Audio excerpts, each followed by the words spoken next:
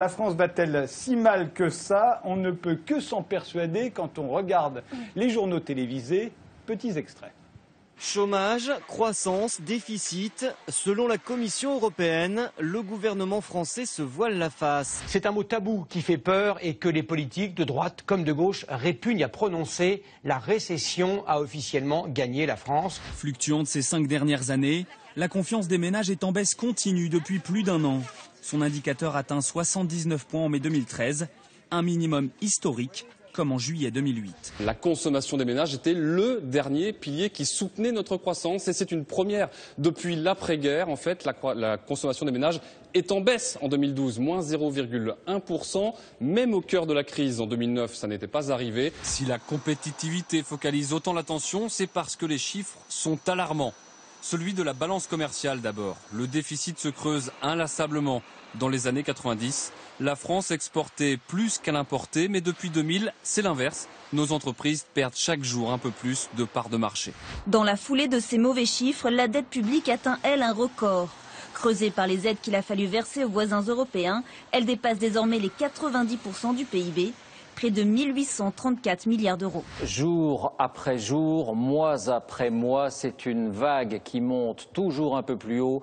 Regardez ce chiffre, le chômage touchait donc à la fin du mois d'avril 3 264 000 personnes en France. Nous avons ce chômage qui progresse depuis 5 ans et qui va continuer d'augmenter. Ce n'est pas simplement un pronostic que je formule. C'est une volonté, c'est une mobilisation. Après avoir appris la liquidation de leur usine hier, les 147 salariés de l'abattoir de Plecaduc se sont réunis ce matin pour évoquer leur avenir. Que voulez-vous que je leur dise? J'ai aucune solution. Je n'ai aucune solution. Nous n'en avons pas, le gouvernement n'en a pas, les pouvoirs publics n'en ont pas. Comment voulez-vous que le maire d'une petite commune comme celle de Plecaduc puisse en avoir?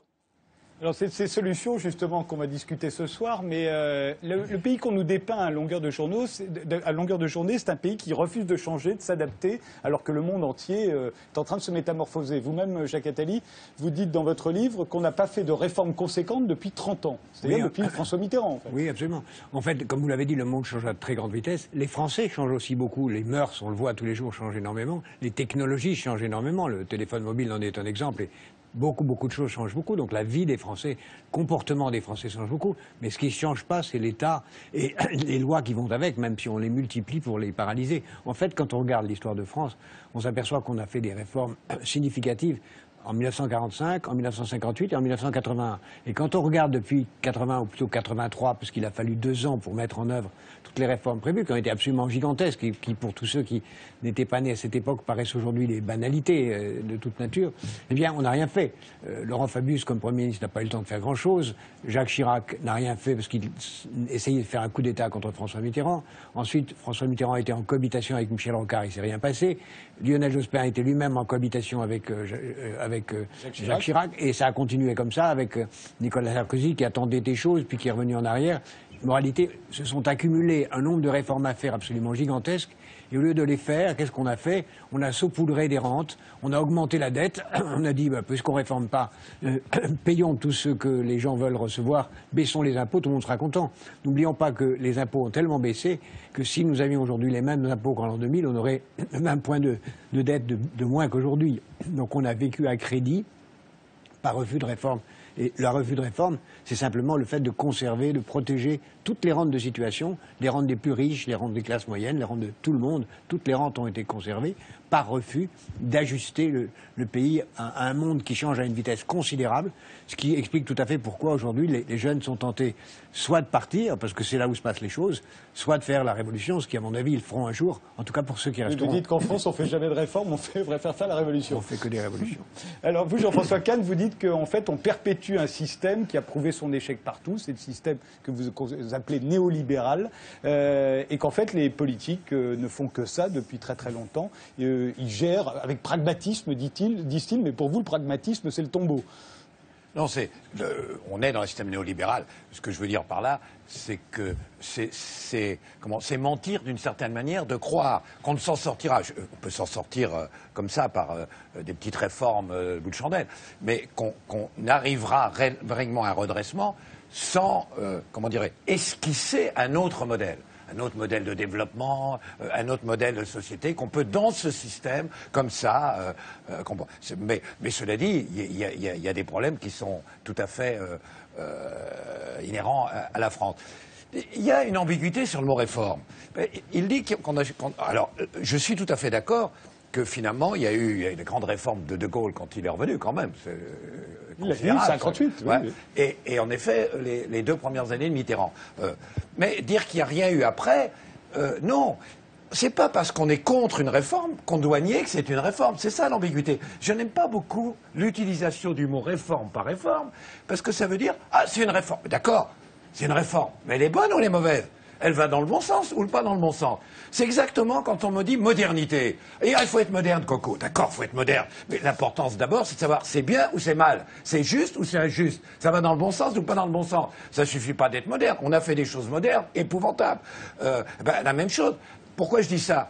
J'étais contre la réforme des 35 heures. J'étais plutôt contre la façon dont c'est fait. Mais enfin, c'est une grande réforme. Ça a changé profondément. Et ça, c'était sous Rocard. La fin du service militaire sous Chirac, ça a changé considérablement les choses. Voilà.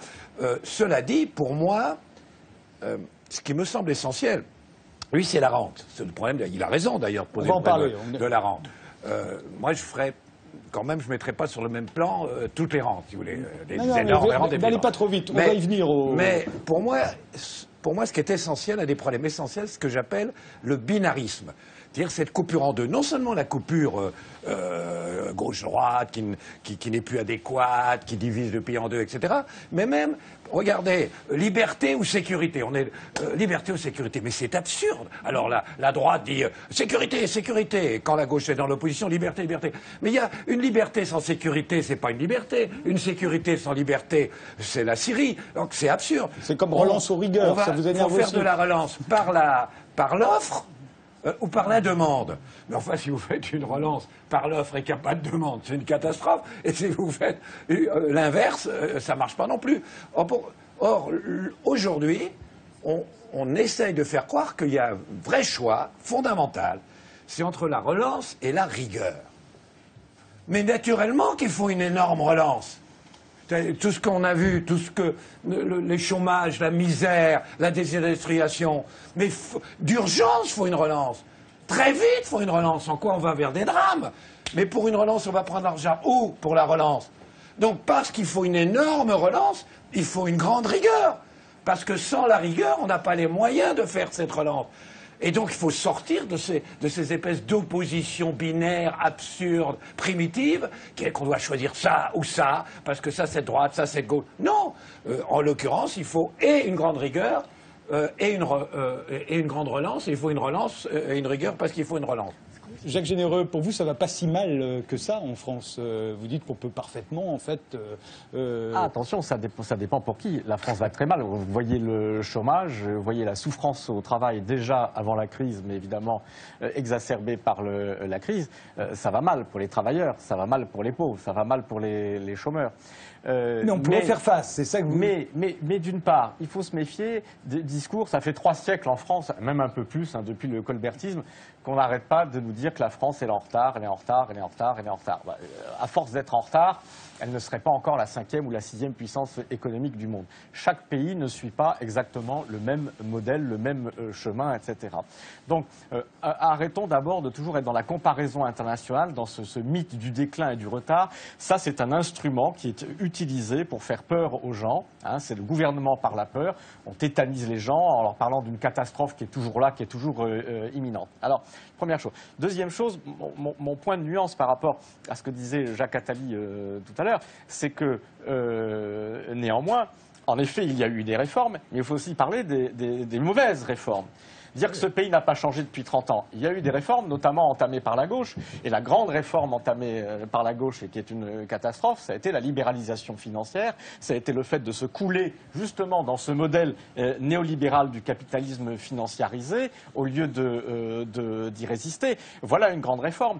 Les grandes réformes en France, mais comme en Europe, ça a été le développement de ces politiques néolibérales à travers des traités européens et des directives européennes, accompagnées accompagnés par la France, qui n'ont fait que nous enfermer davantage dans cette logique uniquement d'une Europe de la compétition, de la concurrence, et non plus du progrès social. Donc aujourd'hui, nous ne souffrons pas de ce qu'intrinsèquement, la France aurait des retards dramatiques. La France a une des main-d'œuvre les plus qualifiées, les plus productives du monde industrialisé.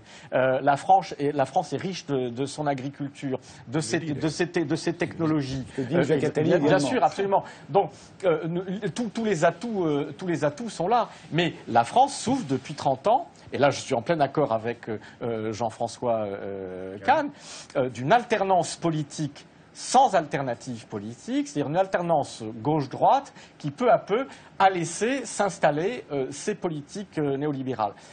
Donc la France n'est pas en retard. Mon point de vue, c'est que malheureusement, la France est parfaitement ajustée à ce monde. Elle s'est parfaitement coulée à cette logique de la compétition à tout va et de la liberté donnée à la finance de faire n'importe quoi. Nous payons aujourd'hui le prix de cette folie du capitalisme dérégulé et définanciarisé. Et nous payons aussi le prix, alors en matière de dette, et là je rejoins ce que disait Jacques Attali, de ce qu'on appelle la dépense fiscale.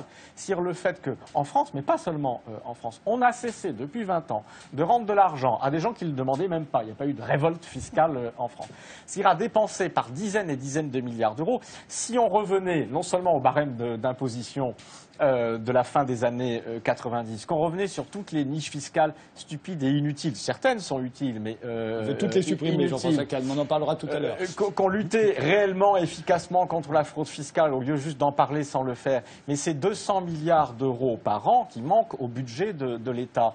Avec 200 milliards d'euros par an dans le budget de l'État aujourd'hui, vous pouvez à la fois engager une réduction raisonnée et durable de la dette publique et investir 5 points de PIB par an dans les énergies renouvelables, dans le bâtiment, dans la recherche, dans l'éducation, dans le soutien aux PME qui emploient, qui innovent, etc.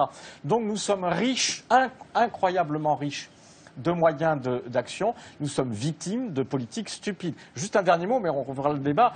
Là où je ne suis pas d'accord avec ce professeur d'économie qui a peut-être un problème d'interprétation dans ce que disait Jean-François Kahn tout à l'heure sur la relance et la rigueur, mais pour faire de la relance, par exemple, pour investir 100 milliards d'euros utilement dans le redémarrage de notre économie et de notre société, ça commence peut-être par une grande rigueur intellectuelle, dans une saine gestion des politiques publiques, mais certainement pas par la rigueur budgétaire, évidemment, parce que là, c'est totalement contradictoire. Nous souffrons aujourd'hui...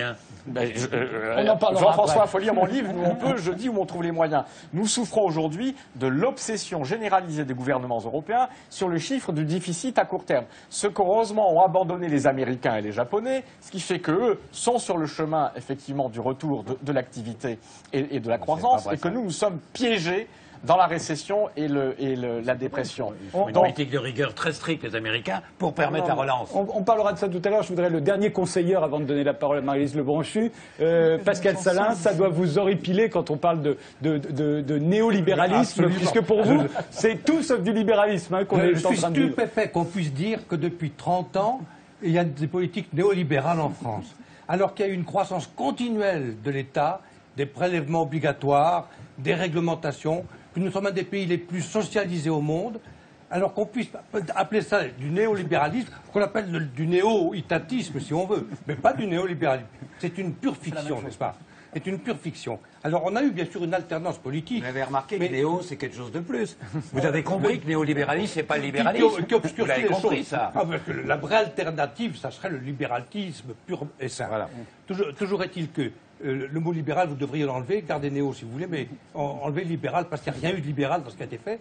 Nous avons eu une alternance de socialistes de droite et de gauche, c'est tout. Et ils ont tous fait à peu près la même politique, avec des nuances, du bricolage. Peut-être qu'on est d'accord là-dessus, il n'y a pas eu véritablement de changement, il y a eu du bricolage, et il n'y a pas eu les grandes réformes, mais une fois, le seul point sur lequel je serais d'accord avec Jean-François Kahn, c'est qu'évidemment, il y a les bonnes et les mauvaises réformes. Alors Jacques Attali parlait tout à l'heure des grandes réformes de l'ère Mitterrand. il en a été un des artisans, et je dirais, hélas, ça a été le début de la destruction pour notre pays. Et j'aimerais qu'il fasse son mea culpa un jour, n'est-ce pas? Parce que je suis extrêmement fier de ce qu'on a fait. Oui, vous êtes fier de ce qu'on a fait. 35 heures de l'ISF, 35 heures, c'est etc. 35 heures, ça n'a rien à voir. Je suis très fier de l'abandon de la peine de mort, très fier de la décentralisation, très fier de la libération des ondes, très fier de la réforme des lois sociales. Des grandes réformes qui condamnent le pays à la stagnation et au chômage, ça me paraît très grave. Et puis alors, dernier point, c'est à propos de la relance. Je ne partage pas du tout, pour ma part, l'idée selon laquelle les États peuvent faire de la relance en dépensant plus. Car pour pouvoir dépenser plus, il faut soit qu'ils augmentent les impôts, soit qu'ils empruntent. Et ça veut dire qu'il y a autant de pouvoir d'achat qui est retiré, soit à la consommation, soit à l'investissement. On déplace. C'est formidable. Vous ne pensez pas qu'on puisse faire des économies? Je suis content de l'entendre, mais je ne savais pas. Vous pensez qu'on ne peut pas réduire les dépenses? Ça, c'est nouveau. Ah, j'ai pas dit ça. Ah, bah si. Non, j'ai pas dit ça du si, tout. vous dites qu'on... Vous ne croyez pas qu'on peut réduire les dépenses? J'ai dit simplement que c'est une illusion de penser qu'en permettant à l'État de dépenser davantage, on faisait de la relance économique. La seule chose qui importe, c'est de restaurer les incitations productives, c'est-à-dire créer des conditions qui incitent les individus à travailler plus, innover plus, entreprendre plus, épargner plus, etc. Ça a un sens. Et gagner plus par conséquent. Et tout le monde en est mieux. Pascal, vous savez que ça, c'est en partie vrai quand tout va bien. C'est-à-dire quand l'économie est en régime de croissance et de plein emploi, c'est ce que explique récemment... Elle va pas bien parce que justement, on n'a pas fait ça. Votre action, c'est explique le FMI. La seule chose qu'on n'a pas essayé en France depuis des décennies, c'est véritablement la libéralisation. Alors il faudrait quand même que la population française prenne conscience de ça. Si ça va mal, c'est parce qu'on n'a pas essayé. Pascal, écoutez ce que je voulais vous dire. Comme le FMI vient de le rappeler dans ses derniers rapports sur la question, l'évaluation de ce qu'on appelle le multiplicateur, c'est-à-dire l'effet qu'ont les dépenses publiques sur l'activité. C'est vrai que quand on est en régime de croissance et d'activité, c'est vrai qu'en partie, il faut faire des choix. Si l'État dépense beaucoup trop, ça vient en concurrence des investissements, des financements du privé. Quand on est à l'arrêt, quand on est en pleine récession, ces investissements publics ne sont plus en concurrence. Et là, l'effet des dépenses publiques sur la relance de la machine sont extrêmement efficaces. C'est un fait avéré historiquement. On en parlera tout à l'heure quand on se demandera ce qu'il faut faire. Je voudrais vous faire une petite remarque, si vous permettez. D'abord, j'adore vous entendre parce que ça ne me fatigue pas. Parce que comme je sais ce que vous allez dire, comme j'ai lu 20 fois... Ah non, c'est pas vrai. J'ai évolué quand même. Vous parlez du néolibéralisme depuis toujours. Mais je vais vous dire un jour... Non, mais c'est vrai que, remarquez une chose, je dis ça prouve pas que vous avez tort, mais vous dites toujours la même chose, et quoi qu'il se passe, quelle que soit l'actualité, qu'est-ce que soient les événements, vous dites toujours la même chose, je ne vous ai jamais entendu dire prendre en compte une réalité, prendre en compte un événement, même pas la crise de 2008, même pas la crise financière, c'est toujours le même discours, c'est les mêmes mots, c'est formidable, c'est reposant, s'il n'y avait plus de gens comme vous, on ne serait pas fatigué. Mais écoutez, un jour, j'ai parlé à un communiste, au moment où ça, un leader communiste, ils étaient tous comme ça, quand ça s'est effondré, le système communiste. Je n'aime pas la comparaison. Et je lui, vous verrez que c'est vraiment une comparaison intéressante. Et mais enfin, ça marche pas le socialisme, ça marche pas le communisme. Et il disait exactement comme vous. Il disait, mais attendez, c'est pas que ça marche pas, c'est qu'on n'en a pas fait assez.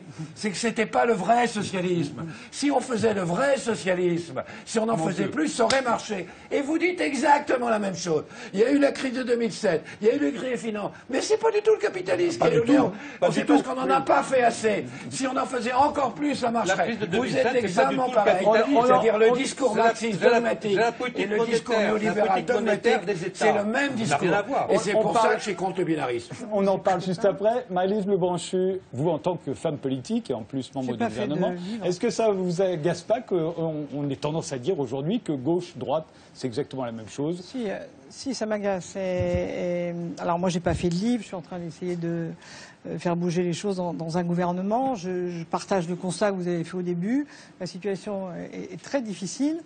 Et je crois que la première chose que j'ai envie de dire, c'est qu'on ne fera bouger la France, on fera avancer, on fera redémarrer ce pays que si on donne confiance aux Français. Et moi, ce que je sens aujourd'hui profondément, c'est que le mot réforme, le mot modernisation, que vous avez utilisé tout à l'heure, à chaque fois que maintenant on avance en parlant d'une réforme ou d'une modernisation, il y a une démoralisation sur les territoires. Les gens se disent, ça y est, on va encore m'enlever le salaire, on va m'enlever la protection sociale, on va m'enlever de la retraite.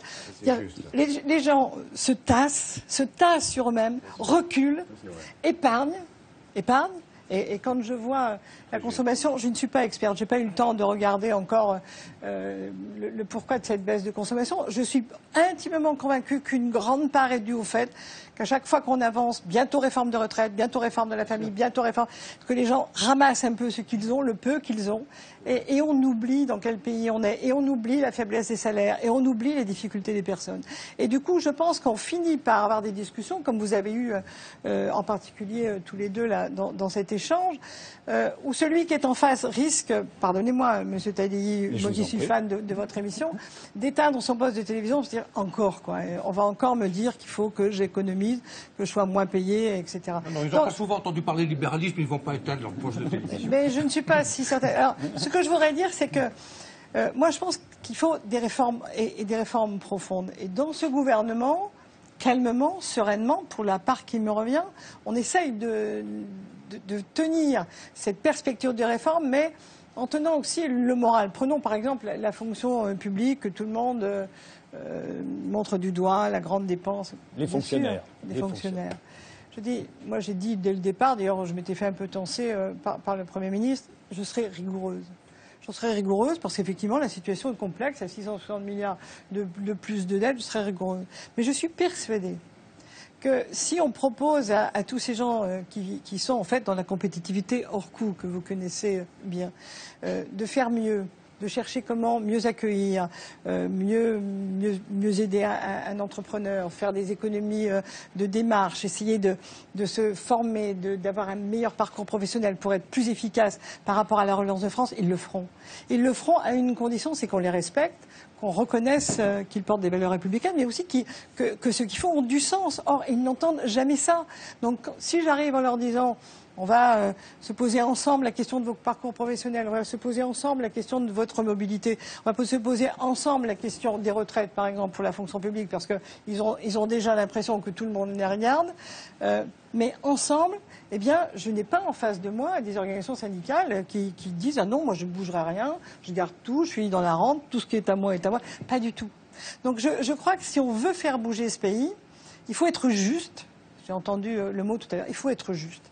Et je pense que profondément, y compris sur la dépense fiscale, c'est-à-dire toutes ces exonérations qu'on a pu donner aux uns et aux autres, il y a un profond sentiment d'injustice. Soyons justes, supprimons le maximum de niches fiscales, tout à fait d'accord, on a commencé, on n'est peut-être pas allé assez loin.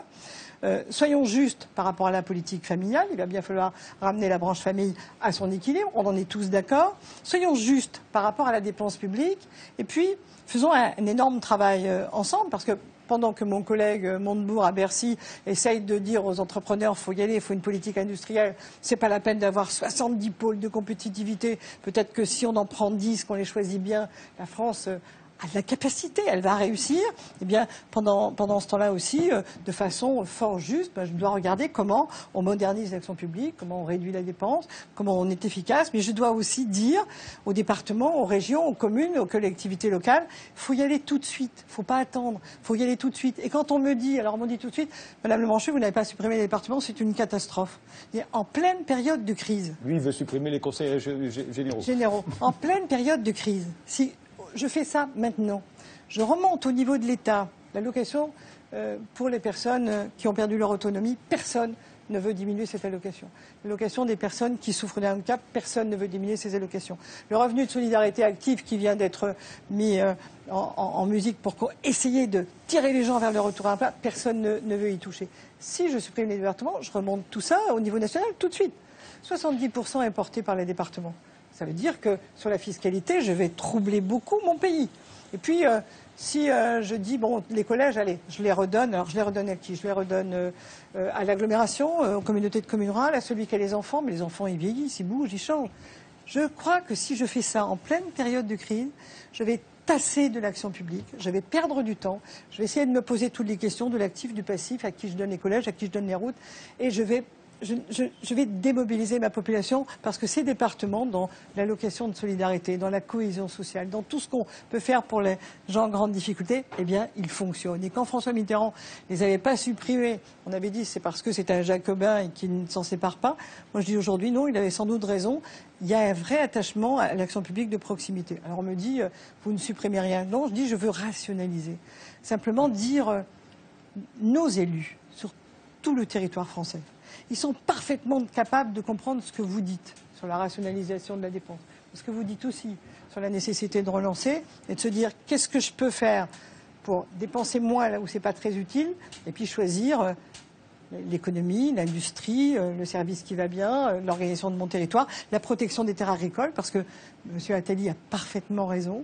C'est un des grands enjeux de la France. Si on ne bouge pas, si on ne change pas l'urbanisme, si on n'arrête pas les villes tentaculaires et les villages qui se vident au milieu avec des lotissements tout autour, alors à partir de 2030, les autres pays ne nous attendent pas. Ils ont envie de garder leurs protéines végétales quand ils auront trouvé de quoi fonctionner. Ils n'auront plus besoin de l'exporter. On ne pourra plus, nous, jouer, entre guillemets, pardonnez-moi l'expression, transformer nos protéines végétales en protéines animales. Et se posera la grande question de notre indépendance alimentaire, mais aussi de notre balance commerciale. Mais nos élus, si on leur donne aussi le moral, même en leur annonçant ce que je suis en train de faire, qui est terrible, moins 1,5 milliard de dotation l'année prochaine pour réduire le déficit. Si en même temps, je les mobilise sur la qualité de leur action, si j'arrête de leur taper dessus à coups de marronnier sur le laxisme, sur la gabegie, alors eux aussi vont s'y mettre. Et moi, je pense que, outre les réformes qu'il faut faire, moi j'attends qu'on puisse, dans le langage, partout où on est, sur les écrans de télévision, sur les radios, dans la média, dire on a des atouts. On a des chances. Et j'arrête de vous dire que la réforme, c'est la société du low cost, c'est-à-dire qu'on va vous tirer vers le bas jusqu'à devenir les meilleurs concurrents de la Chine. Voilà ce que j'avais envie de dire en départ, parce que moi, la démoralisation, je pense que c'est la négation du progrès. Jacques Attali, il faut dire que vous faites une longue liste de tous les atouts de la France. Oui, je pense que la France a des atouts absolument gigantesques. Il y a un chapitre entier que je consacre à montrer combien elle est une grande puissance extraordinaire, combien elle a des atouts à la fois géographiques, climatiques, industriels. On a des grandes entreprises formidable, on a un système de santé, enfin on peut faire une liste considérable, il faut se respecter soi-même et partir de cela. Ce qui me différencie de ce que dit Mme Lebranchu est une question à la fois stratégique et tactique. Je crois que le monde va très vite et je crois qu'on n'a absolument plus le temps de faire ce genre de pédagogie qui ne marchera pas. Qu'elle ne marchera pas parce que ça fait très longtemps qu'on essaye de dire aux gens soyez gentils, on va réformer. Premièrement, je suis d'accord avec vous sur un point, la réforme, c'est pas le low cost. Ça, c'est clair. Deuxièmement, je pense que si on attend que les gens veuillent bien la faire, ils ne la feront pas parce que tout le monde a une rente à protéger, il ne se passera rien.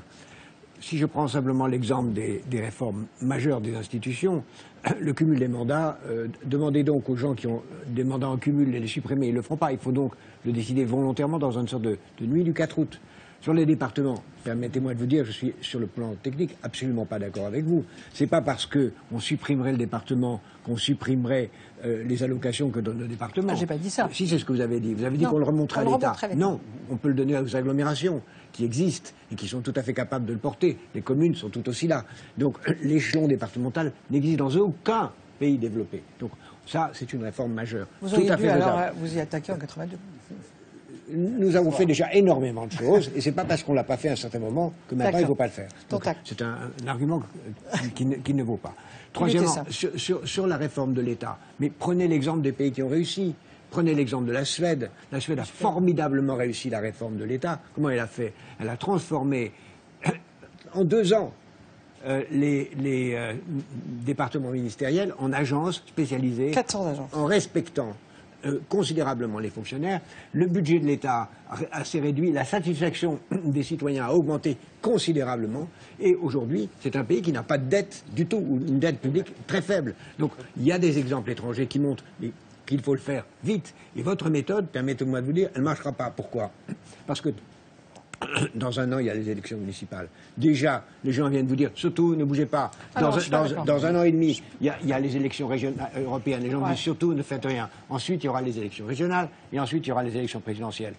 D'où ce que je dis dans mon livre sur l'ensemble des réformes que je pense urgentes. Si on ne les fait pas maintenant, on ne les fera pas avant 4 ans, et dans 4 ans, la France aura pris un retard considérable. Et pour le faire maintenant, il faut faire prendre conscience que nous avons des atouts magnifiques, que la France peut être un pays formidable, mais qu'elle doit oser.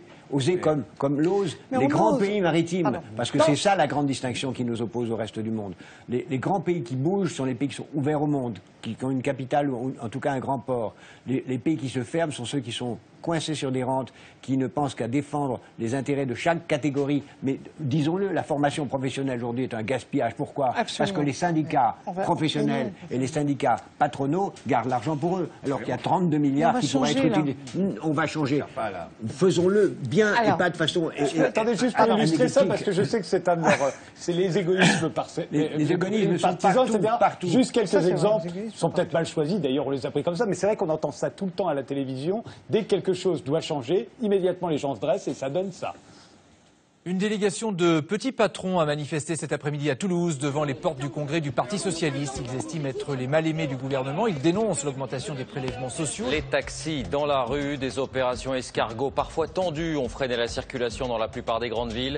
Ils dénoncent de nouvelles formes de concurrence. Les chirurgiens ont manifesté tout à l'heure devant le ministère de la Santé pour dénoncer l'accord sur les dépassements d'honoraires. Les directeurs de prison, théoriquement soumis au droit de réserve, au devoir de réserve, une trentaine d'entre eux ont manifesté tout à l'heure à Paris pour dénoncer leurs conditions de travail. Des associations de harkis rassemblées dans plusieurs villes de France. Ils veulent que ce 12 mai soit reconnu comme une journée officielle. La fronde très médiatique des grands patrons français. Ils réclament au gouvernement une baisse massive des charges. Autour des artisans du bâtiment, de dire aussi leur inquiétude. Les buralistes dans la rue ce soir pour dénoncer les prix élevés du tabac. Autre mouvement social, celui des infirmières. Une journée d'action des retraités. La colère des producteurs de porc.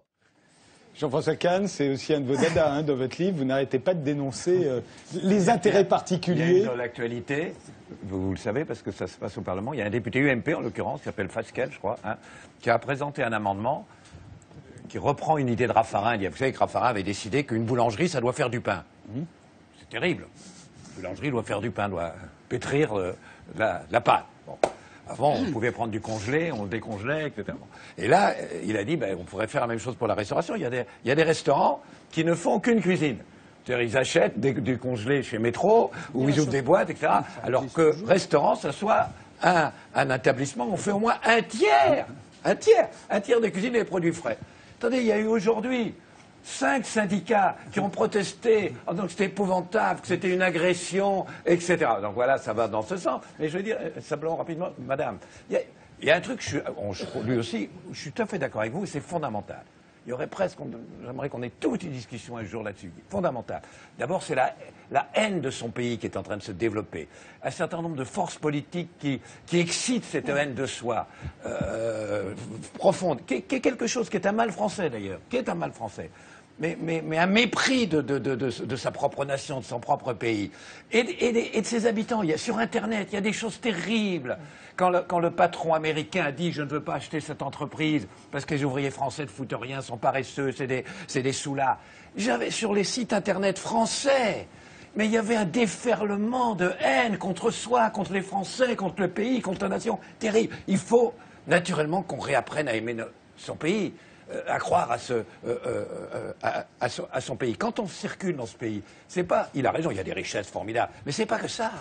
C'est quand on voit, excusez-moi, on peut dire ce qu'on veut sur la fonction publique, on a souvent raison, mais on voit des fonctionnaires qui se dévouent de façon incroyable, comme peu de gens se dévouent, des profs sur lesquels toute la société, les malaises, les maux de la société reposent, tout, le problème des parents, le problème de l'insécurité, et ils y font face, des petits patrons qui inventent d'une façon extraordinaire, qui innovent, des petits commerçants qui, face aux grandes surfaces, imaginent de nouvelles formes de commerce et sont extrêmement offensifs. On voit tout ça. Et donc, ça veut dire quoi? Ça veut dire, évidemment, je crois que les Français sont capables d'un effort, d'un sacrifice, etc. Mais madame, il faut un projet. Il faut quelque chose, il faut les mobiliser, il faut une dynamique. Il faut leur dire, voilà où on va, voilà comment on le fait, voilà les perspectives, voilà ce que l'on veut. C'est là où je disais qu'on n'y arrivera pas par des petits trucs la petite semaine. Or, ce projet, ils ne l'ont pas. Cet objectif, ils ne l'ont pas. Cette perspective, ils ne l'ont pas. Il n'y a rien qui permet de les mobiliser. J'ajoute tout simplement, en plus, on ne fera pas ça avec une base d'un gouvernement socialo-socialiste ou UMP qui représente 25% des électeurs. Il faut regrouper beaucoup plus. Il faut des convergences. La France a bondi et a rebondi. Vous pouvez étudier l'histoire. À chaque fois qu'il y a eu une convergence, à chaque fois que des gens ont franchi les barrières, les barbelés, les tranchées, qui viennent et tout à coup ils disent on va le faire ensemble. comme en 44. On le fait ensemble. Voilà le projet. Ben là, il n'y a rien. Il y a un gouvernement minoritaire, comme hier, et les gens ne se sentent pas de projet. Vous-même aussi, vous êtes défaitiste complètement. Je veux dire, quand vous disiez, on ne fera pas de réforme parce qu'elle est municipale, etc. Alors, je reviens sur les réformes, pardonnez-moi de dire. Moi, je trouve que la position du Premier ministre qui me dit, allant voir le grand port de Marseille et tout, un magnifique pays autour qui ne fonctionne pas, il y a des élections municipales, certes, il y a même des élections sénatoriales après, on a décidé de les rassembler par la loi parce que ça ne fonctionne pas. Moi, j'ai plus de 100 maires contre moi, tous les partis politiques. À Marseille. À chaque fois que j'y vais, voilà, à Marseille. Ils sont même venus jusqu'au Sénat hier. Mais quand on a l'intime conviction que dans cette grande aire métropolitaine, avec Aix-Marseille, avec la Provence, avec le port, etc., on a une magnifique porte sur le bassin méditerranéen. On sait que c'est là que le développement va se tenir. On va aller vers, bien sûr, l'autre rive, mais aussi l'Afrique. Eh bien, je regrette, mais on le fait avec 100% ou presque, pas tout à fait, mais 80% des élus contre nous, parce qu'il y a un moment où on se dit, il faut être courageux. Il faut être courageux, il faut prendre des risques. On prend des risques en faisant Lyon, on prend des risques en essayant de pousser l'Île-de-France, et peut-être pas suffisamment. Et puis, en même temps, moi, si je vois que les régions et les départements sont capables de s'entendre, ce que j'espère, Monsieur Attali, c'est pas une réforme qui fasse que pendant 2-3 ans, l'action publique se tasse, parce que c'est un peu ça. C'est de leur dire, avec la phrase de Gaston Defferre qui disait « tout change, regardez, les technologies, le monde, c'est pareil, tout change ». Moi, je dis aux départements, aux agglos, aux régions de France, au lieu d'attendre à chaque fois qu'on vous fasse des réformes sur vos compétences, prenez celles que vous avez, mais mettez-vous à chaque fois autour de la table en disant dans votre loi, vous redonnez compétence générale à toutes les institutions locales qui va permettre de créer une pagaille absolument générale. Mais vous n'avez pas confiance dans vos élus. Mais non, mais vous leur permettez à tous de faire tout et n'importe quoi. Donc vous recréez une concurrence entre eux. Faire tout et mais si vous quoi. leur redonnez une compétence générale, qui est la pire des choses, alors qu'il faut évidemment au moins les spécialiser. Vous avez fait, pardonnez-moi de le dire, l'acte le plus démagogique qu'on pouvait faire dans une réforme de décentralisation, qui est donné à toutes les institutions locales les moyens de faire tout. Alors tout le monde va pouvoir faire. Laissez-moi aller jusqu'au bout. Et deuxièmement, vous aviez une occasion unique de réussir une réforme majeure. C'était la fusion des deux régions d'Alsace. Vous n'avez pas pesé pour qu'elle se fasse. Alors là, vous avez... On ne va pas faire le débat sur le sujet. J'ai dit Davis qui voulait s'en mêler. Je voulais juste finir. Jean-Jacques Bédec. J'entends ce que vous dites, mais quand on leur dit, voilà, il y a compétence développement économique, vous n'allez pas l'enlever à qui que ce soit. On leur dit, non, si je peux me permettre, on leur dit, voilà, il y a les stratégies, les filières, l'innovation, l'enseignement supérieur, les technologies, le développement, l'économie de la connaissance, ça peut être la région. Que la région se débarrasse de l'immobilier d'entreprise et qu'elle donne ça aux agglomérations, aux communautés de communes, ici dans le département, quand il n'y a pas d'agglomération, parce qu'il y a aussi des régions où il n'y a pas d'agglomération. On leur dit, mettez-vous autour de la table, mais ne faites pas de doublons, allez-y. Moi, je pense qu'ils sont parfaitement capables de le faire. Mais en même temps, quand on me parle d'absence de courage, dans le même temps, j'enlève, le gouvernement enlève 1,5 milliard d'euros en 2014. Sur 200 milliards, madame. Sur 200 milliards. Sur 81 d'abord de dotation, recettes fiscales compris, 81. Et ensuite 1,5 milliard en 2015. Mais vous êtes quelquefois désespérants tous. Ils font un effort extraordinaire d'organisation au moment où on leur baisse leur dotation. En même temps, on les pousse à ce que les agglomérations s'organisent. Alors, ce n'est pas la métropolisation à la stratégie de Lisbonne, on met tout le monde dans une boîte, on fait la concurrence à l'autre boîte, puis on verra bien ce qui se passe. Non, parce que la France, vous serez sans doute d'accord avec moi, est une terre de polycentrisme. Mais on les pousse à s'organiser et la loi va quand même faire cette avancée-là. Je crois qu'il faut peut-être dire ce qui est pas mal dans le texte, plutôt que de ne mettre le doigt que ce qui vous manque. Parce que la mobilisation des élus et de la population va être importante. Juste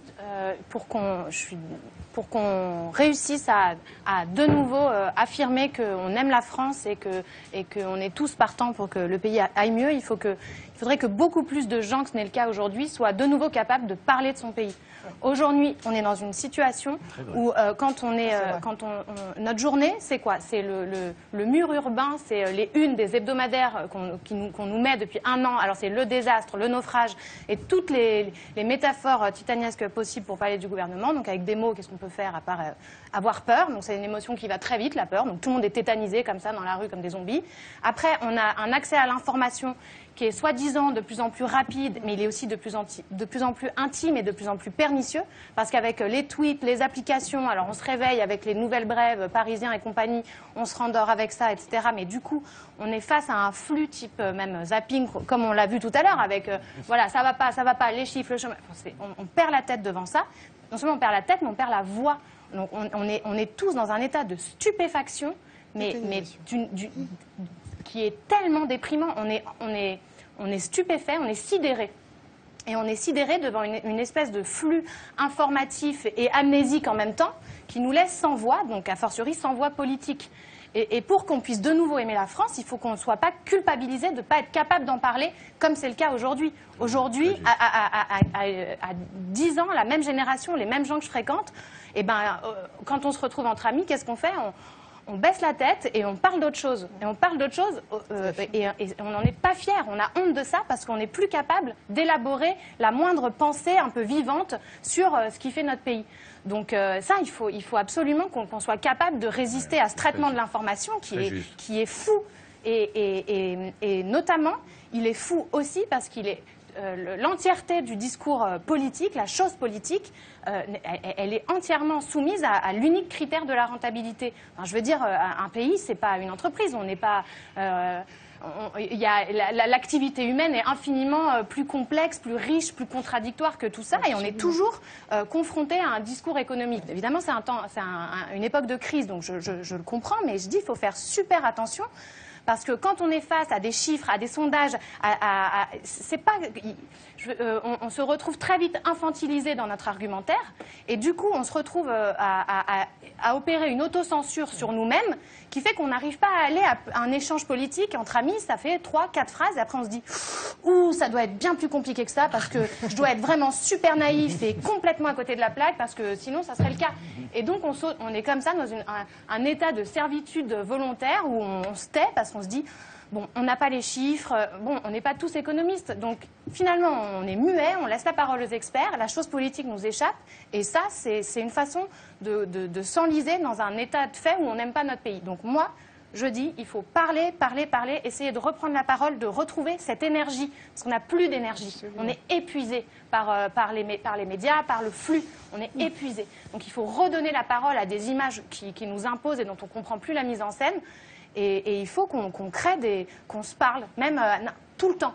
Il n'y a plus de fil au Pôle emploi parce qu'on fait tout pour que les gens ne se croisent pas et ne se parlent plus. Bon, quand on fait la queue, on se parle. Il faut comprendre tout ça. Donc il faut tout le temps se remettre à se parler, créer des collectifs où on peut aussi réinterroger les critères, parce que le critère du chiffre, c'est pas le seul. La rentabilité, c'en est un, il est bien, il est valable, mais il y en a des centaines d'autres. Et il faut qu'on puisse juger nos activités à l'aune d'une multitude de critères. Et du coup, que ça, on en discute entre nous. Donc, voilà. Jean-Jacques Benex. Je suis assez d'accord.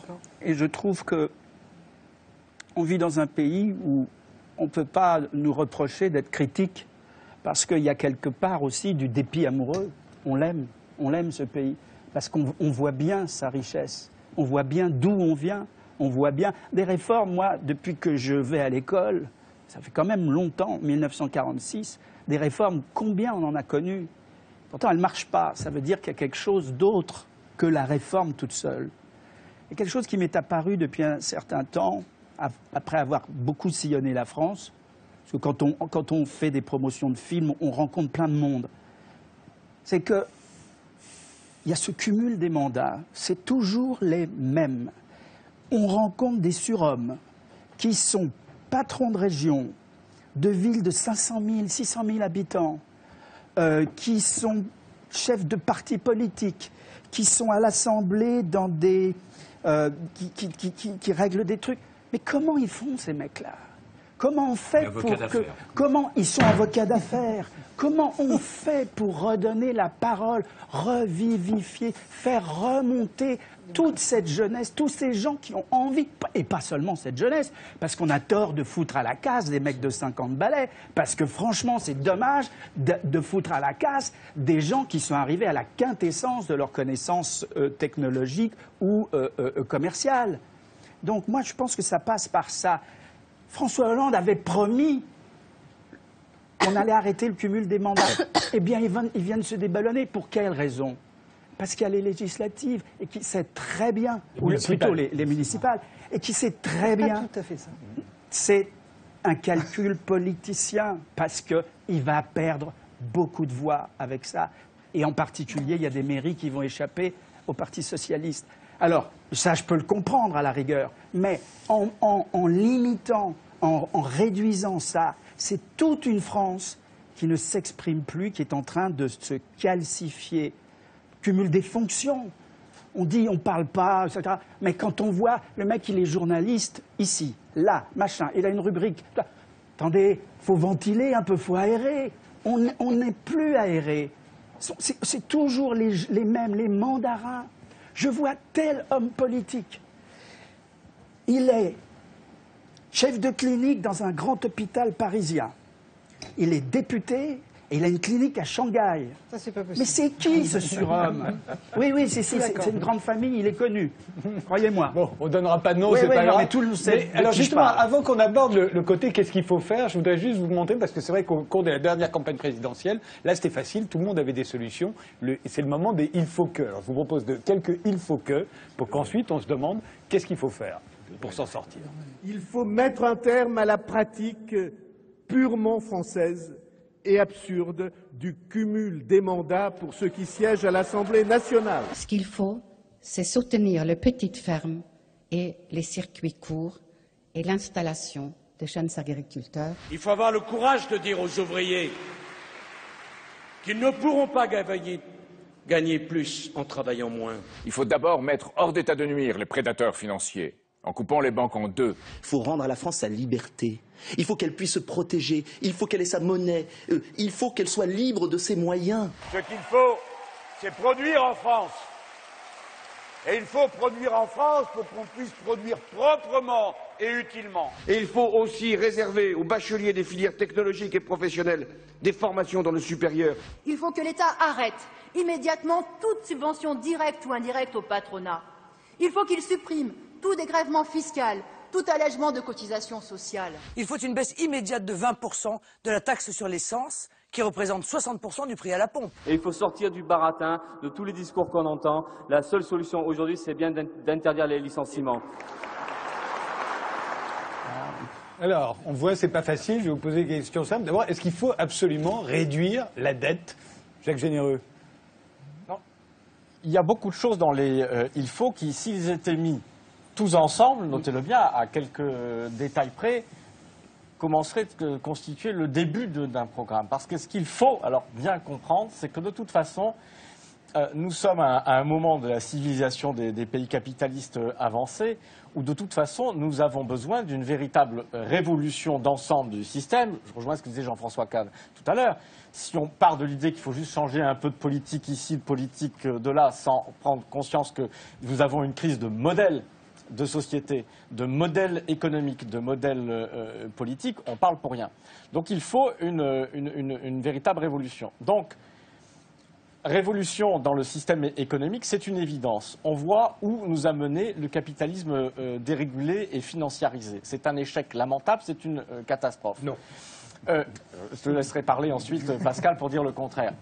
Mais on a beaucoup insisté sur des réformes du politique, institutionnel, du mode de fonctionnement de la démocratie. Moi, je dis qu'à la limite, on pourrait tout mettre, l'ensemble des réformes nécessaires, sous l'axe de la démocratie. En effet, aller enfin vers une véritable démocratie. Ce n'est pas seulement la réforme politique.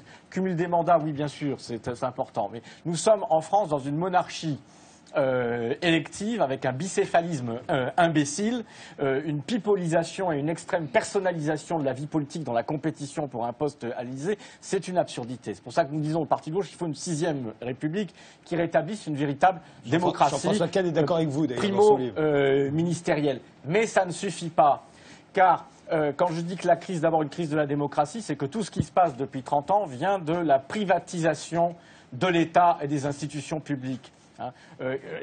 Il avait raison, Pascal Salin, de souligner que nous ne sommes pas du tout dans un régime libéral depuis ces 30 dernières années. Ça, c'est vrai. C'est pour ça qu'on dit néolibéral. Nous sommes, effectivement, c'est pour ça qu'on essaie de le qualifier autrement, mais c'est peut-être pas, peut-être pas le bon mot, peut-être qu'il a raison, c'est peut-être pas le bon qualificatif.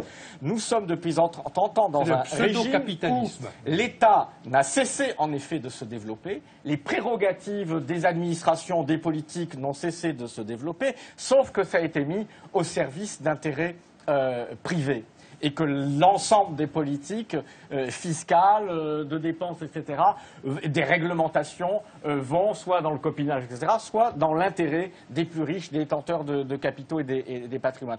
Donc il faut déprivatiser l'État. Ça suppose une politique et des gouvernements qui soient remis effectivement sous le contrôle des citoyens. Une véritable révolution citoyenne. Où notamment, il y ait beaucoup plus de participation directe, voire de vote direct parfois des citoyens sur un certain nombre de sujets, par des référendums d'initiative populaire. Ça veut dire aussi que le vote doit être obligatoire. C'est-à-dire qu'on doit inciter très très fortement, en effet, tous ceux qui ne votent pas, parce qu'ils sont écrasés, terrorisés, dégoûtés, à aller voter, qui ne laissent pas que les riches et les ingénieurs allaient voter, que tout le monde aille voter. Aux États-Unis, si les pauvres votaient, je vous garantis que la face du monde aurait été changée. Donc le vote direct. Sortir de la logique du marché politique qui aboutit à ce que disait Jean-Jacques Benex, c'est qu'à la limite, à un moment donné, dans le court-termisme électoraliste, on a des gens qui sont des professionnels de la politique, mais des professionnels de la réélection et de l'organisation d'élections. Et qui, du coup, au lieu d'être axés sur un projet de société, sont en permanence en train de savoir s'ils vont gagner la prochaine. Pour ça, il faut une forme, en effet, de déprofessionnalisation de la vie politique. Que tous les citoyens accèdent, comme dans l'idéal même de la démocratie ancienne, accèdent à tour de rôle à des responsabilités publiques, que les mandats non seulement ne soient pas cumulables, mais qu'ils ne soient pas cumulables dans le temps, qu'on organise le renouvellement. Donc c'est une réforme, une révolution fondamentale de la démocratie. Mais si on ne fait que ça ne suffira pas. Parce que, comme disait Jaurès, la révolution, elle doit être totale. La démocratie doit être totale, elle doit aller jusqu'au bout. À quoi ça sert d'avoir la démocratie par le vote et dans les urnes si, quand on retourne dans l'entreprise, dans l'atelier, on est l'esclave de celui qui détient les machines et qui détient l'argent? Donc la démocratie réelle, et qui nous sortirait de ce capitalisme fou, c'est aussi le pouvoir partagé et donné aux travailleurs dans les entreprises, aux collectivités territoriales qui apportent les infrastructures, qui apportent beaucoup d'éléments aux entreprises. Donc c'est aussi une démocratisation de l'entreprise. C'est enfin faire voler en éclats le fonctionnement et les institutions actuelles de l'Union européenne, qui sont un sommet de dictature. On a instauré un système en réalité fédéral, c'est-à-dire où une bonne partie de notre droit, de ce qui conditionne nos vies, nos politiques, etc., sont décidés par une administration fédérale qui ne rend compte devant aucun citoyen. Il faut effectivement une Europe démocratique. Et un dernier mot sur l'urgence, parce que tout à l'heure j'ai eu peur, j'étais un peu tétanisé par la tournure d'un débat qui allait s'enliser dans des débats certes importants et intéressants sur les réformes territoriales, etc., je me mettais à la place de nos concitoyens qui regardent, mais quelle est l'urgence aujourd'hui? L'urgence aujourd'hui, c'est que les gens sont écrasés entre toutes les affaires politiques qui leur disent notre démocratie, c'est de la merde. Écrasés par une situation économique épouvantable où tout ce qu'on leur promet, y compris par la politique de notre gouvernement actuel, c'est de ne pas changer de cap.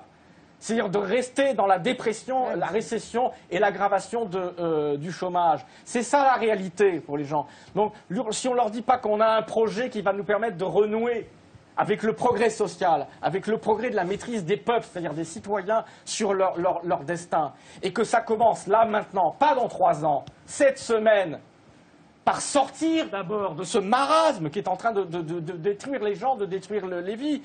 Ça, on peut le faire. Ne croyez pas qu'on va lancer des grandes réformes de société dans un contexte de dépression et de crise économique monumentale. Donc voilà l'urgence. Mais ça, et je le dis avec gravité, parce que si ça n'est pas fait dans les semaines qui viennent, dans les mois qui viennent, cette sortie de cette politique d'austérité, de cette folie, ce qui se passe en Europe et partout, c'est que, voyez-vous, hein, ce n'est même pas nous, l'autre gauche radicale qui propose d'autres solutions, qui va l'emporter. Ce sont les populistes nationalistes ou néofascistes qui, partout en Europe, montent. Parce qu'ils voient que même la gauche social-démocrate au pouvoir n'est pas capable de les sortir de ce bourbier. Donc si on ne change pas de politique, si François Hollande ne change pas d'orientation politique, on va vers une catastrophe. C'est un suicide politique pour lui-même, pour le PS et pour la gauche. Ils vont à l'échec. Et malheureusement, de cet échec ne naîtra pas, nous ne souhaitons pas l'échec de la gauche. De cet échec ne naîtra pas une hypothétique victoire d'une autre gauche qui aurait d'autres solutions. Non, de cet échec naîtra la montée et le renforcement du Front National et des populistes. Là, vous êtes dans... Juste, ce que Jacques Attali, vous dites à peu près la même chose sur la fin, mais vous êtes totalement en désaccord sur les moyens. Mais vous dites aussi que le risque est grand que ce soit... Moi j'ai essayé d'écrire, de publier un livre pédagogique en réponse à votre question, c'est-à-dire savoir quels sont... Est-ce qu'on peut dire simplement, clairement, quels sont les enjeux avec autant d'objectivité que possible sur les choix à faire? Et donc, en conclusion, de proposer des réformes urgentes. Je crois qu'il faut réformer maintenant. Je crois qu'il faut réformer de façon massive et qu'on n'échappera pas, vu la complexité de la situation de ce pays, à des réformes complexes. Par exemple, la suppression des départements, ça a un avantage important. Ça économise 11 milliards qu'on pourrait utiliser tous les ans. Donc on pourrait utiliser autre chose. Mais encore faut-il le savoir pour pouvoir expliquer pourquoi la suppression des départements n'est pas anecdotique. La suppression du cumul de mandats est absolument majeure. Parce que tant qu'il y a cumul des mandats, les élus locaux, les élus nationaux ne sont que des élus locaux, ils ne représentent pas l'intérêt général. Tout ça, il faut l'expliquer. Et je pense qu'il n'y a pas assez de... C'est pour ça que je me suis permis d'écrire ce livre, de pédagogie sur la nature de ce qu'est la société française, son inadaptation à modèle qui doit venir, le fait qu'elle a un immense avenir si elle est capable de comprendre que son avenir, c'est plus de justice sociale, plus de mobilité sociale, plus d'Europe, plus de francophonie, parce que la francophonie, c'est un atout immense. Vous pourriez ajouter plus de concurrence et plus d'innovation. L'innovation fait partie c'est dans votre programme aussi. Absolument. L'innovation, c'est la clé de tout. Parce que nous sommes un pays qui est, étant un pays rural, un pays essentiellement choisi d'être agricole alors que nous avons une puissance maritime, nous sommes un pays qui a choisi de défendre la routine de la rente au détriment de l'esprit d'innovation, de changement, et qui n'est pas seulement un esprit marchand. L'innovation, ce n'est pas l'innovation commerciale seulement, qui a beaucoup de sens. C'est une innovation culturelle, c'est une innovation sociale. C'est l'ensemble des innovations qui sont aujourd'hui, qui se passent partout dans le monde, et dans lesquelles la France figée ne bouge pas. Et moi, je suis très inquiet de voir ce changement gigantesque, cette France qui est en train progressivement de décliner, et ce déclin, il n'entraînera rien de bon. Il entraînera une alliance du rouge et du brun. Quand on a vu certaines déclarations de certains membres de votre parti, et quand on voit des déclarations d'autres membres de partis extrêmes, on a l'impression que... Quelle déclaration? Parce qu'avant de faire une assimilation rapide et grossière... Vous savez très bien de ce dont je parle. Ça a été dit une fois, ça a été répété deux fois. Quand on traite un ministre de la République de salopard et qu'on dit qu'il ne parle pas en français, ça c'est une déclaration qu'on aurait pu entendre à l'extrême droite dans les années 30. Bon, mais ça a été qu'un dérapage, et je pense que ça n'est qu'un dérapage et qu'il ne faut pas... Mais malgré tout, il y a là... Vous savez très bien que ce n'est pas, qu'un dérapage. Il y a là un glissement extrêmement embêtant. Et pour ma part, je pense... Une mauvaise traduction et retranscription de l'information des journalistes qui ont commencé à faire cette interprétation s'en sont excusés ensuite. Il n'y avait aucune espèce d'allusion de type antisémite dans cette déclaration. Terminé, Jacques Attali. Je pense qu'aujourd'hui, le plus important, c'est de comprendre que la France est à un moment extrêmement grave, qu'elle a toutes ses chances, qu'il y a un nombre considérable de réformes complexes qu'il faut comprendre, qu'il faut passer un peu de temps pour comprendre, il ne faut pas seulement se laisser noyer par les informations, il faut lire des journaux, des livres, se faire son avis soi-même. Vous avez parlé de l'échange de paroles. Moi, je crois beaucoup à l'importance de la lecture, de la vie critique. Et une fois qu'on a fait ça, eh bien, je pense que les citoyens doivent demander aux politiques d'agir tout de suite dans un très grand nombre de réformes. On n'a pas parlé de sujets fondamentaux. L'école primaire va très mal. Il y a des modèles excellents. La Finlande a un excellent système. Pourquoi on ne l'applique pas, ou en tout cas on ne l'adapte pas au système français? On a un système de formation professionnelle qui est un gaspillage inouï.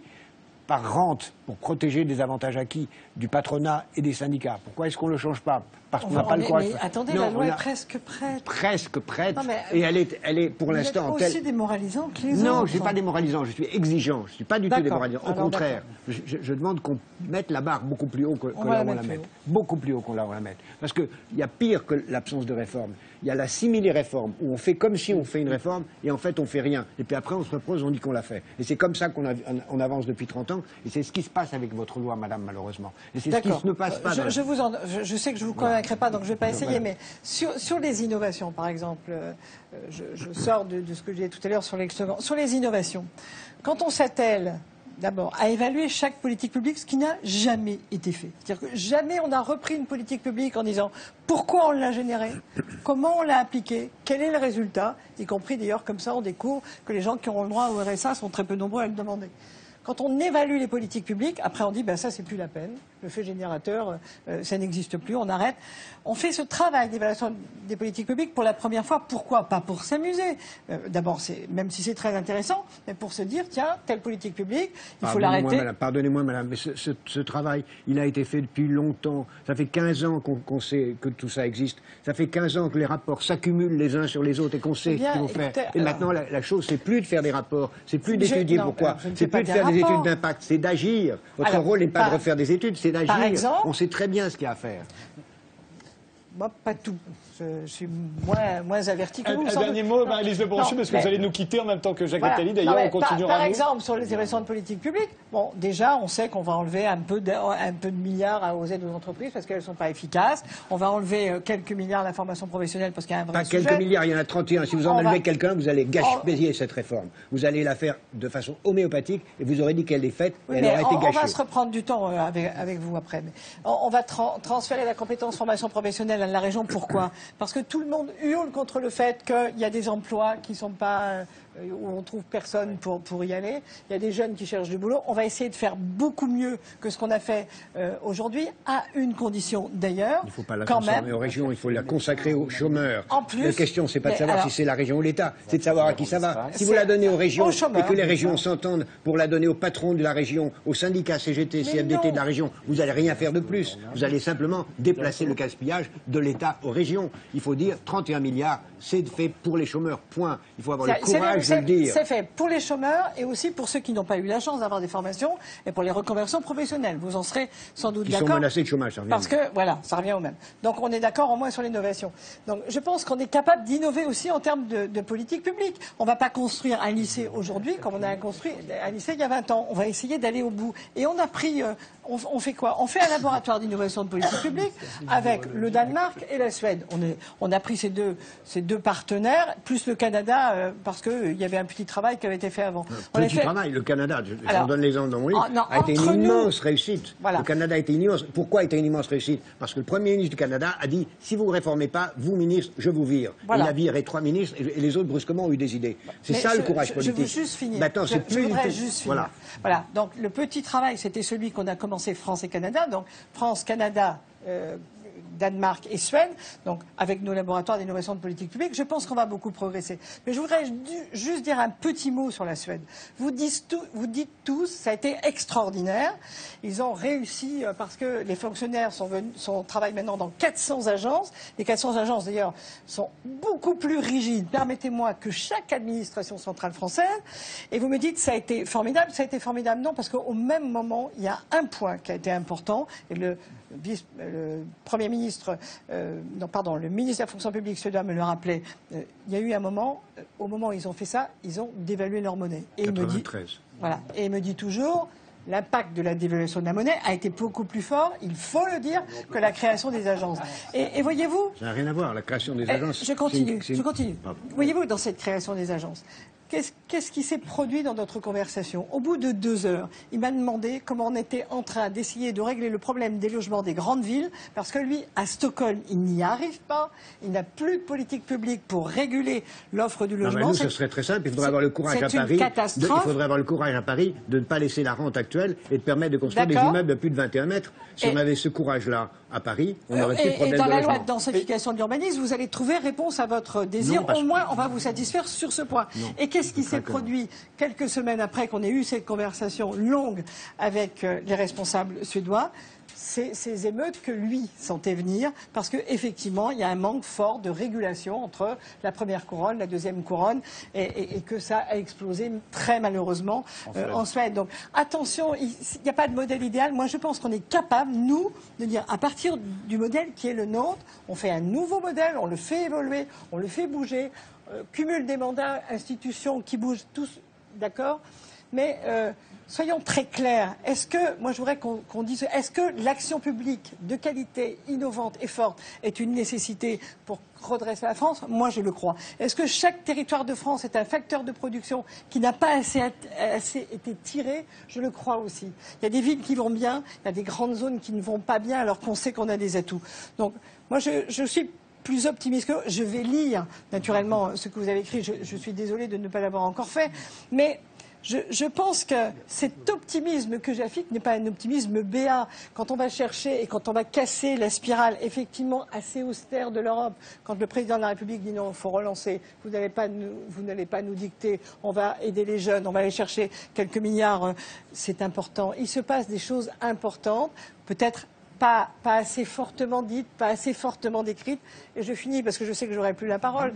Quand on va à pied expliquer la politique, à Sarcelles, avec François Pupponi, en sonnant chez les gens et leur dire alors qu'est-ce qui vous donnerait du courage? Qu'est-ce que vous avez à nous dire? Et que les gens vous disent j'ai 777 € de retraite et vous allez baisser la retraite de mes enfants. Alors vous vous dites je parle mal. Et je dois effectivement vous entendre aussi.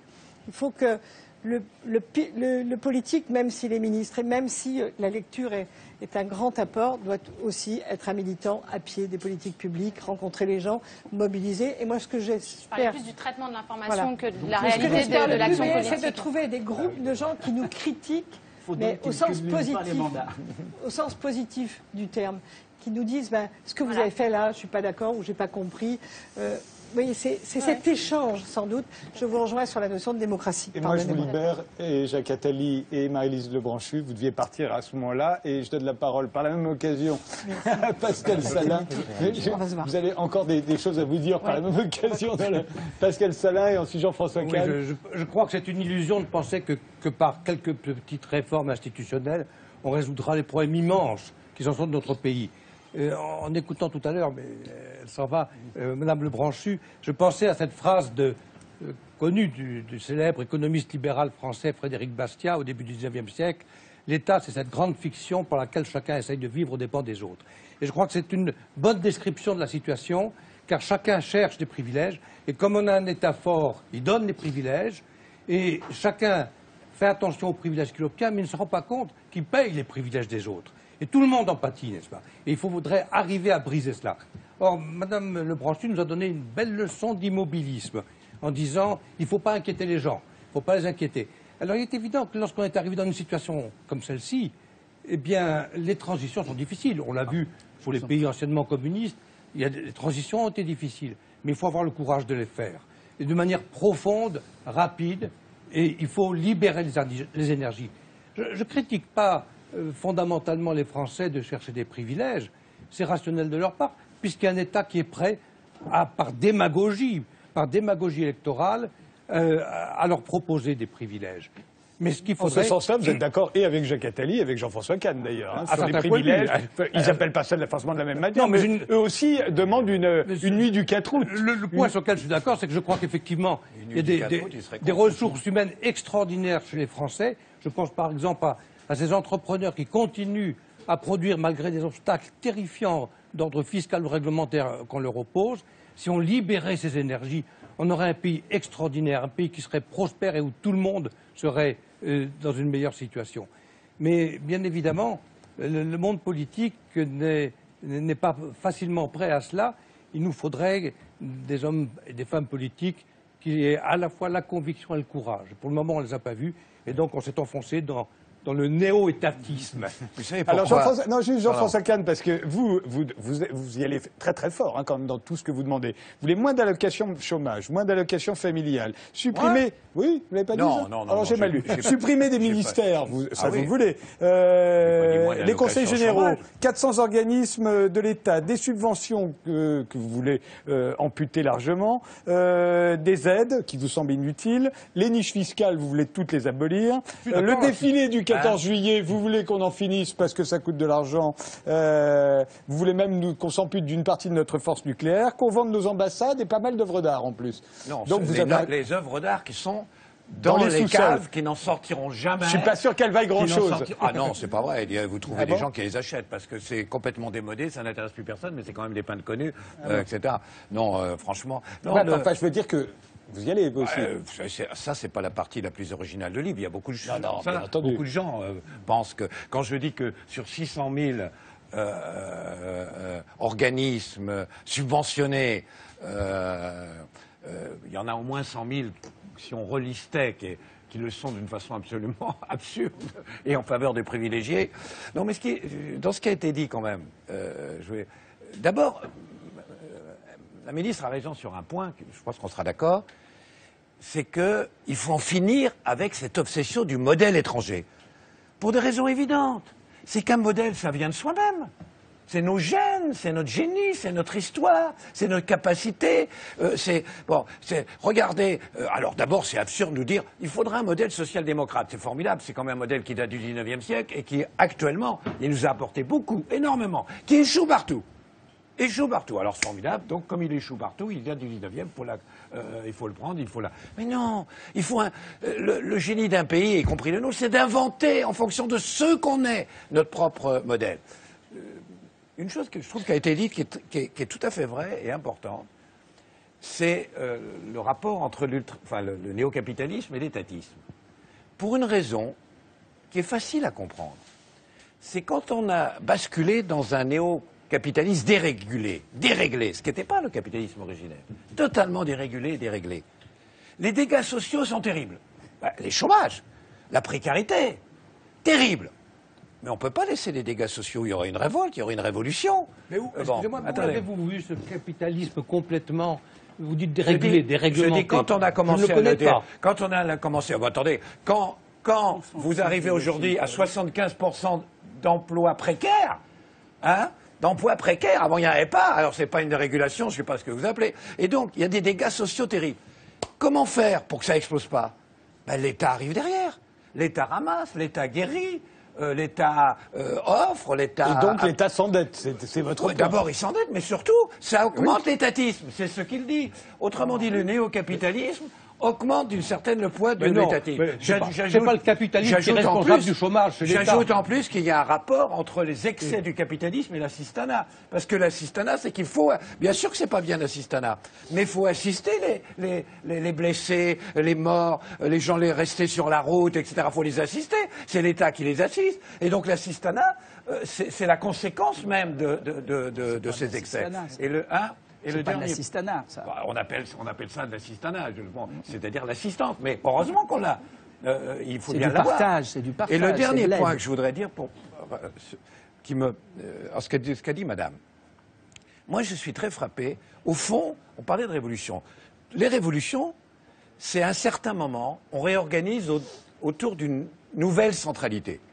C'est-à-dire qu'à un certain moment, c'était le roi qui était au centre de tout. Quand on l'a remplacé par le Parlement élu, on a fait la révolution démocratique. Quand on a remplacé 80 000 aristocrates par 200 000 petits bourgeois ou paysans, on a fait la révolution libérale, etc. Très bien. Aujourd'hui, on est dans un moment où on doit imaginer, on peut imaginer, et c'est formidable, finalement. C'est une occasion formidable, peut-être. On doit imaginer une centralité qui est la centralité, disons, de l'humain dans toutes ses dimensions. Non plus l'argent, non plus l'État. Pas l'État et pas l'argent. Excusez-moi, le capitalisme, c'est pas l'argent, c'est la liberté, c'est pas la même chose. Chacun sait que dans le capitalisme, c'est pas du tout l'argent, mais bien sûr, très bien. Mais si vous en êtes convaincu, je suis content pour vous, ça vous rend heureux. J'aimerais vous convaincre. Donc, ni l'argent au centre de tout, comme on le voit souvent, qui finit par phagocyter la société, ni l'État au centre de tout, et l'humain. Quand vous dites ça, c'est-à-dire quand vous dites ça, qu'est-ce que vous répond les gens dont vous parlez, c'est-à-dire pour qui l'humain ne compte pas, pour qui il n'y a en effet que l'économique, qu'il n'y a que la rentabilité? Oui, oui, c'est sympathique, vous avez raison, mais bien sûr, mais enfin c'est impossible, etc. Et puis quoi, c'est flou. Qu'est-ce que ça veut dire? Mais traduisez ça dans le domaine de l'urbanisme. Traduisez ça dans le domaine des villes. Traduisez ça dans le domaine des relations même commerciales. Traduisez, prenez tous les domaines. Et vous dites, eh bien, c'est pas l'État qui soit au centre de tout qui décide. C'est pas non plus l'argent qui décide. On met devant la dimension humaine. Mais vous verrez à quel point c'est concret. Vous verrez à quel point ça implique des transformations extrêmement profondes, extrêmement radicales. Dans le domaine de l'urbanisme, c'est tout à fait frappant, finalement. Je vais vous donner même un petit point, j'en finirai. Un petit point qui peut vous paraître marginal, mais qui est frappant. Dans un système où la rentabilité, en effet, est le seul critère, on va arriver où on ne sera confronté qu'à des machines distributrices. Hein, les machines font tout. Et donc, on sera dans une société où il n'y a l'autre disparaît. Il n'y a plus l'autre, il n'y a plus l'altérité. Il n'y a plus de regard, on ne se regarde plus, on ne se voit plus, on ne se parle plus. On est machine, machine, machine, mécanique, mécanique, mécanique. Eh ben, dire qu'il faut centralité l'humain, c'est dire, mais attendez, certes la rentabilité, vous avez raison la rentabilité, mais ça c'est fondamental aussi. Vous ne pouvez pas faire une société impossible, infernale, où il n'y aura plus de rapport de l'un ou l'autre, où il n'y aura plus de regard, où il n'y aura plus de parole, où il n'y aura plus de reconnaissance, où il y aura simplement l'homme face à la machine. Ben voilà, eh bien, le fait même que quand on dit ça, un certain nombre de gens, pas tous, disent non mais c'est flou ça, qu'est-ce que ça veut dire, me semble typique quoi. Et là vous avez raison, c'est-à-dire il faut quand même s'imposer l'effort de dire et c'est quoi pour les gens? C'est ce que tu disais aussi, c'est quoi pour les gens? C'est quoi dans la vie quotidienne? Vous voyez ce qui se passe autour de vous, la misère incroyable, comme il n'y avait pas avant, les types qui couchent par terre, ce problème humain. Bien sûr que l'économie est fondamentale, mais il faut absolument accepter de se poser le problème du mec, du type, du gars, du bonhomme, dans toute son acception. Voilà. Judith? Oui. Oui. Ben, déjà, mot sur ce sujet. Sur ce sujet, non, bah, pour qu'il y ait de l'autre et pas que des gens isolés face à une machine ou face à eux-mêmes, il faudrait peut-être déjà concrètement sortir des évaluations. Alors, les évaluations, c'est au sein du monde du travail, c'est le tout management qui a contaminé toutes les vies de toutes les entreprises et qui s'étend dans les vies privées et dans le tout de la société. Donc aujourd'hui, on est tout le temps évalué, donc ça veut dire que l'humain est compliqué à ressaisir puisque l'évaluation, on l'accepte tous parce que sinon on n'a pas de reconnaissance et comme on vit par une forme de reconnaissance, on accepte ces évaluations et donc on se retrouve toujours soit récompensé, soit éliminé. Et dans notre rapport aux autres, eh ben, ça fait qu'on est isolé parce que souvent il y a aussi des évaluations des uns contre les autres, donc on se juge les uns les autres, donc on fabrique des gens isolés, ça cultive la haine de l'autre et on est tous paranoïaques. Donc ça c'est aussi quelque chose qui est complètement sous-tendu par la compétition et du coup c'est étendu absolument à tous les domaines de la société. Aujourd'hui on se sent tout le temps évalué et tout le temps en compétition les uns avec les autres et juste il faut déconstruire toutes ces choses-là qui finissent par s'immiscer de manière très insidieuse dans les vies intimes. Pour le spectacle La légende de Bornéo, on a été interviewé des gens et on s'est rendu compte à quel point cette idéologie avait contaminé les gens. Je donne un exemple concret, juste le management appliqué à la vie de couple. C'est un livre qu'on trouve extrêmement fréquemment dans les rayons, le coaching, etc. Bref, si on n'est pas vigilant à déconstruire ce mode de jugement et on n'éduque pas nos jugements pour essayer d'être vigilants envers ça et de résister collectivement, on va tous être isolés. Et donc, c'est un exemple parmi d'autres, l'évaluation, mais c'est un paradigme qui est extrêmement, qui commence à s'ancrer de manière très très profonde. Et donc, voilà. Parce que voilà, vous disiez réagir, remettre l'humain et donc ça passe par la solidarité, etc. Mais quand on est confronté quotidiennement à cette compétition, à cette évaluation, bah, on finit par par cultiver ce qu'il y a de moins humain en nous, c'est-à-dire les pulsions. On préfère la revanche et la vengeance que la justice, on redevient tous racistes. Enfin bref, on se lève le matin et tout le boulot est à refaire, mais on n'a pas la force de le faire parce qu'on est absolument seul. Donc, réinjecter du collectif, et le collectif, c'est pas juste pour prêcher ma manière de travailler avec l'avantage du doute, c'est un outil, c'est un soin et un outil qui est apporté par des psychologues du travail pour soigner le travail au sein des entreprises. Donc c'est très concret. Voilà, le collectif, ça s'adapte à plein de cas différents, mais en tout cas c'est un outil très concret et qui permet aux gens de se reparler malgré ces défiances permanentes. Jean-Jacques Benex, un dernier mot sur ce sujet? Le travail collectif dans la création théâtrale me paraît une chose extrêmement intéressante. Il y a eu plein d'expériences et il n'y a pas que l'auteur seul. Je trouve que ça fait appel à des techniques qui sont celles de la documentation, de l'argumentation contradictoire, et que la dramaturgie est une façon de mettre en scène nos problématiques. On peut aussi le retrouver dans des choses comme l'art-thérapie, par exemple. Ça m'amène à parler de la situation de l'art et de la culture dans notre société, parce que tout à l'heure, on n'a parlé qu'économie, mais une des grandes richesses de la France, c'est sa culture, c'est son exception culturelle, sa place à l'intérieur de cette communauté européenne où, pendant des années, on a eu honte de notre exception culturelle. On l'avait sorti du vocabulaire officiel. Jacques Chirac, à la fin de son mandat, n'en parlait plus. Nicolas Sarkozy, moi je me souviens l'avoir interpellé à l'Élysée quand il nous avait reçus les cinéastes. Il m'avait dit « je ne veux plus parler de l'exception culturelle parce que les Européens n'en veulent pas ». Tout simplement parce que nous n'avons pas été capables d'expliquer que l'exception culturelle n'était qu'un outil pour permettre à la diversité culturelle, c'est-à-dire à la chose la plus naturelle.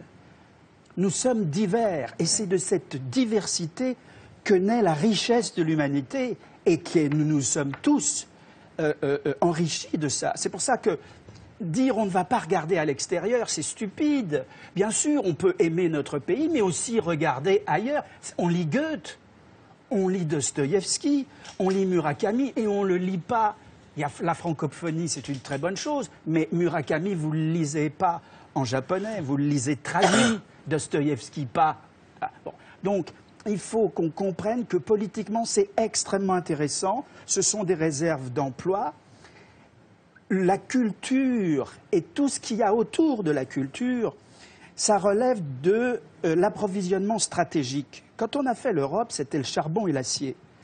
Que la communauté européenne ne comprenne pas qu'elle ne peut pas s'enrichir seulement de biens culturels qui ne viendraient que d'un seul pays, en l'occurrence surtout de l'Amérique, qu'elle se laisse acheter tous ces circuits de diffusion, etc., et qu'elle laisse ses créateurs mourir, me semble être de la pure folie. Donc, si vous voulez, je pense que ça aussi, ça doit être dans la discussion et qu'on ne va pas compter seulement en nombre de divisions, comme Bismarck qui disait à Louis II de Bavière. Staline, à propos du Vatican. Alors, l'exception culturelle, c'est très antilibéral pour le coup. Oui, aussi. Mais la diversité, c'est très libéral. Oui, mais justement, il faut un outil. Or, les Américains, ils ont parfaitement compris que la réglementation les servait, ils s'en servent d'ailleurs, pour mieux ouvrir le monde à leurs produits. Ils adorent les autoroutes, à condition que ça soit leur voiture. Alors,